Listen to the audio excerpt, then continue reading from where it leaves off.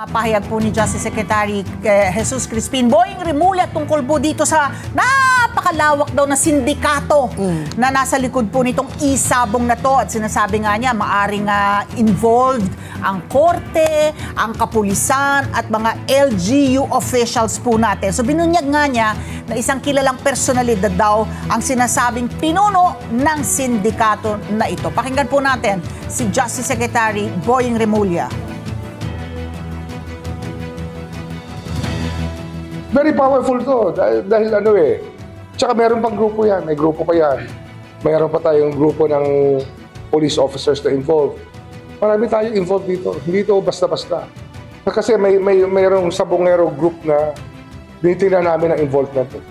And there are around 20 of them there. Some of them government officials. Some of them are from the Visayas.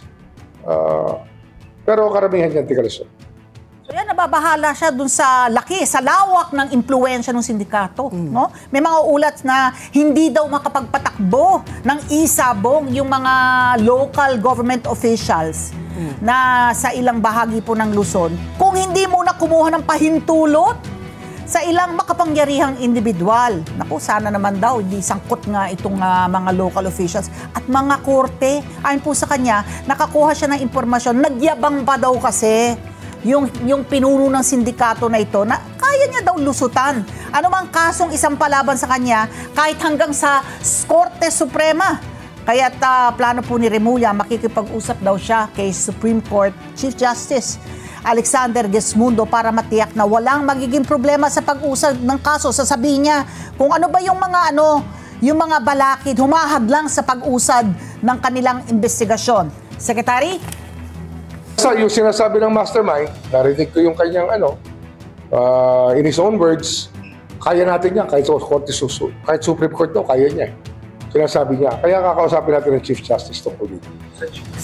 Pinapakalaki daw ng pondo. Yeah, billion yan. Na talagang ginagamit nitong sindikato. Nakakagulat yung laki ng perang ginagamit nila. Money talks. Diba? Kung ikaw ay nagpapabayad, kung kaya kang bilhin. So inamin ni Remulla na may tiwala siya sa testimonya ng lumutang na testigo na tinago natin sa alias Totoy. At bukod kasi sa testimonya, hindi lang basta bla-bla Meron siyang hawak na mga dokumento, may hawak na video na hawak na magpapatunay sa kanyang mga pahayag. Ayon kay alias Totoy, sangkot din sa pagkawala ng mga sabongero ang isang kilalang babaeng personalidad, a famous female celebrity. Kasamaan niyang yung naturang personalidad sa grupo, marami itong nalalaman at nakaharap na daw itong naturang babae na to sa kanilang mga pulong maharap.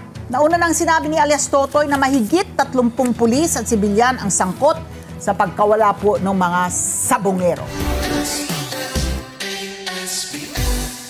Let's get together Sunnet 25 Sunnet 25